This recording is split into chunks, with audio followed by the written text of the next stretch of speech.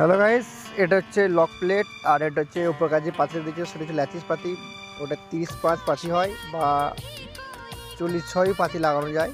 আমার আছে 30 পাঁচ লাগাইছি, ঠিক আছে। আর এর সাথে পাশে যে পাতিগুলো যে ছোটো ছোটো খিঁচ, এগুলো 1.5 ইঞ্চি করে কাটিং আছে। এটা হচ্ছে 19 পাতি। ওই পাতিগুলো 1.5 ইঞ্চি কাটিং আছে। আর ল্যাচিস পাতিটা আছে 17 ইঞ্চি। আর মার্কিং আছে 9 ইঞ্চি 6 গ্রুপ কাটা আছে 7-10।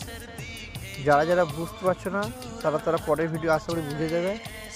তো পাতিগুলো কীভাবে মারতে হয় পাতি নিয়মগুলো দেখে নাও, ঠিক আছে। এখান থেকে এটা 2 ইঞ্চি ছেড়ে দেবে, তাহলে চাবিটা লাগবে না। আর যদি 2 ইঞ্চি কমে দাও চাবিটা লেগে যাওয়ার সম্ভাবনা থাকে বেশি। আর নিচে থেকে তুমি 2.5 ইঞ্চি বা 2 ইঞ্চি 6 ছাড়লেও অসুবিধা কিছু নাই।